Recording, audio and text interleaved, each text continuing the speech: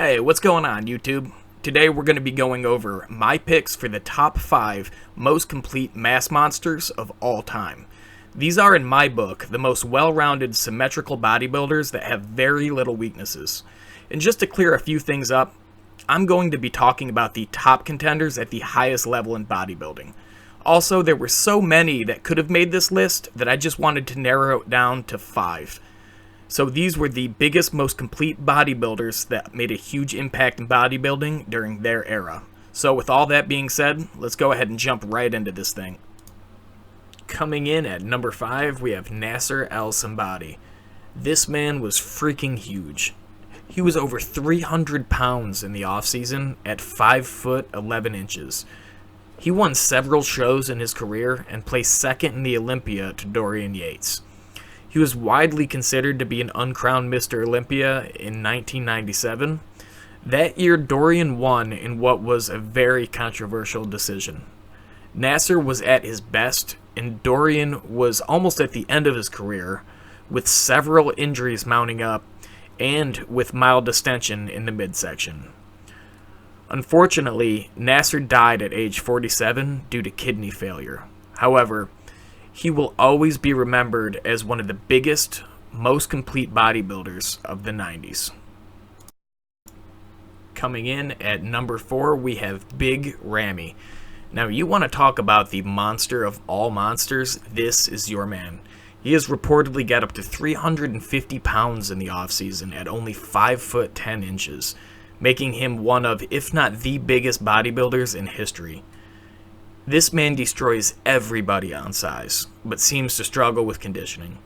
He has been a serious contender at the Olympia, placing second to Phil Heath in 2017, with many people claiming that he should have won the contest with his added size and tight midsection, which has been a problem for Phil for the past several years. Phil ended up taking the title that year with his better conditioning and separation, but the distension ended up costing him the title the following year. In my opinion, Ramy will be a future Mr. Olympia if and only if he figures out how to nail the conditioning consistently and quit worrying about playing the size game. Brother, you are already the biggest guy on stage and then some. Drop a few pounds and tighten up and nobody can stop you from claiming a Sandow. Coming in at number 3, we have Dorian Yates. At 5 foot 10 inches and 260 pounds on stage, this man was the beginning of a new era. He is the OG of mass monsters, bringing in mass with conditioning in a package no one has seen before. He won the Olympia 6 consecutive times, making him one of the most accomplished bodybuilders in history. His back was probably the best of all time, rivaled only by one other. He had very few weaknesses and was a great poser in the mandatories. The best part of his legacy was the amazing competition he was up against. The 90s had the most stacked lineup of every decade, making these wins even more incredible. Towards the end of his career, he started having slight issues with distension in the midsection, and the injuries were mounting up. His last Olympia facing off with Nasr was one of the most controversial wins in the sport. After this, he retired, but even years after his exit, his mark on the bodybuilding world would be a game changer for years to come. At number 2, we have the one and only Jay Cutler. Well, not the only Jay Cutler. He was 5 foot 9 inches and an incredible 275 pounds on stage. He was, in my book, probably the most complete mass monster of all time. While he doesn't take the number 1 spot, for reasons I'll get into later, he has probably the least flaws out of anybody and the most flow of anyone north of 260 pounds. He was a 4-time Mr. Olympia and the only man to ever win the title, lose it, and then reclaim it.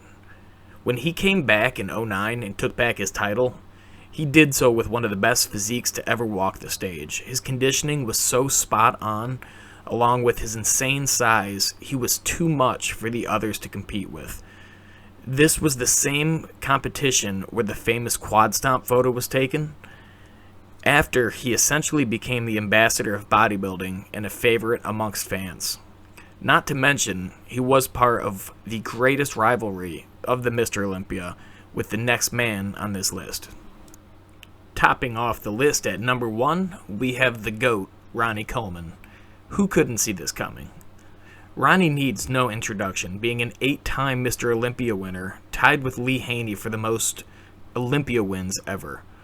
He stands 5 foot 11 inches tall and weighs in at a whopping 290 to 300 pounds on stage, while bringing razor-sharp conditioning.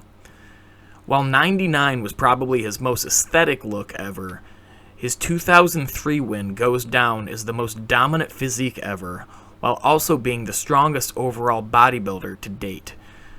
To this day, nobody has ever brought a physique capable of beating this. While Big Ramy arguably is bigger and heavier on stage, he cannot even begin to touch Ronnie on conditioning. And like I said earlier, even though Jay to me is the most complete mass monster, Ronnie has too many insane body parts for Jay to handle if both are at their best. And Dorian might have a better back depending on who's looking. They technically are both tied for the best back ever when you look at everything together. So we can do a little test here. Pick a body part off any of the other 4 and then compare it against Ronnie. Almost every scenario will come out with Ronnie being on top, which is why he tops off this list. With all the advances in science and supplements, I don't doubt that in time someone will bring a better package, but I think we're still far away from that day. So these are my top picks for the most complete mass monsters of all time, with Ronnie, as usual, coming out on top. This is definitely subjective, so I would love to hear your picks for the top 5, or if you would even have these guys in a different order. This is Jake with FitFam checking out. See you guys next time. Peace.